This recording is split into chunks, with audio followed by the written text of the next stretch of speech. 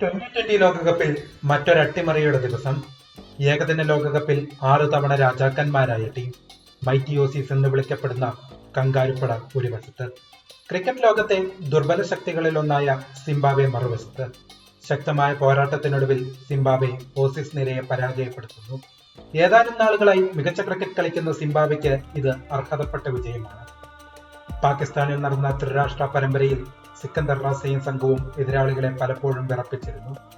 2020 ലോകകപ്പിലെ മിന്നും പ്രകടനം പലതിന്റെയും സൂചനയാണ്. ഒരുപക്ഷെ ആ പഴയ പ്രതാപം വീണ്ടെടുക്കാൻ ആഫ്രിക്കൻ കരുത്തർക്ക് കഴിയുമെന്നതിന്റെ സൂചന തന്നെ.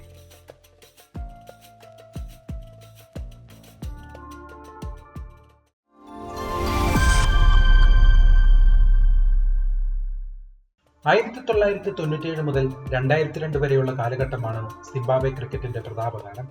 Andy Flower, Grant Flower, Heath Streak, Alistair Campbell, Neil Johnson, Paul Strang, Andy Blignaut, Henry Olonga, അങ്ങനെ ഒരുപടി മികച്ച താരങ്ങൾ കളിച്ചിരുന്ന കാലം.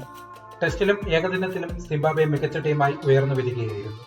പാകിസ്ഥാനെതിരെ ടെസ്റ്റ് പരമ്പരയിൽ വിജയം, ഇംഗ്ലണ്ടിനെതിരെ സ്വന്തം നാട്ടിൽ 3 മത്സരങ്ങളുടെ ഏകദിന പരമ്പരയിലെ സമ്പൂർണ്ണ വിജയം, ഇന്ത്യക്കെതിരെ 1999 ഏകദിന ലോകകപ്പിൽ വിജയം.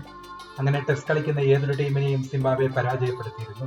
2003 ഏകദിന ലോകകപ്പിൽ സൂപ്പർ 6-ൽ കടന്ന ശേഷമാണ് സിംബാബ്വെ പുറത്തായത്. ദക്ഷിണാഫ്രിക്കയ്ക്ക് ശേഷം ആഫ്രിക്കയിൽ നിന്നുയരേണ്ട രണ്ടാമത്തെ ക്രിക്കറ്റ് ശക്തികൾ, അതായിരുന്നു സിംബാബ്വെ. പക്ഷേ 2003 മുതൽ സിംബാബ്വെ ക്രിക്കറ്റ് ബോർഡിലെ രാഷ്ട്രീയ ഇടപെടൽ അവരുടെ കരുത്ത് ദുർബലപ്പെടുത്തി തുടങ്ങി. ക്രിക്കറ്റ് താരങ്ങൾക്കെതിരെ സിംബാബ്വെ സർക്കാർ നിറത്തിന്റെ പേരിൽ വിവേചനം ആരംഭിച്ചു. കറുത്ത വർഗ്ഗക്കാരായ താരങ്ങൾ നിർബന്ധമായും ടീമിലുണ്ടാകണമെന്ന പേരിൽ കോട്ട സംവിധാനം നിലവിൽ വന്നു. ക്രിക്കറ്റ് ബോർഡിൽ ആധിപത്യം സ്ഥാപിക്കാൻ സിംബാബ്വെ സർക്കാർ ശ്രമിച്ചു.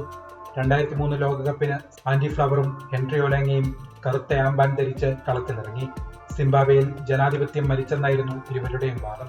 ക്രിക്കറ്റ് ലോകത്തെ ഞെട്ടിച്ചുകൊണ്ട് 2 താരങ്ങൾക്കും നിർബന്ധിത വിരമിക്കൽ പ്രഖ്യാപിച്ച് ബോർഡും തിരിച്ചടിച്ചു. 2004 ടീം നായകനായിരുന്ന ഹീത്ത് സ്ട്രീക്കിനെ സിംബാബ്വെ ക്രിക്കറ്റ് യൂണിയൻ പുറത്താക്കി. ക്രിക്കറ്റ് ബോർഡിലെ സർക്കാർ ഇടപെടലിൽ പ്രതിഷേധിച്ച് 14 താരങ്ങൾ ടീമിന് പുറത്തുപോയി.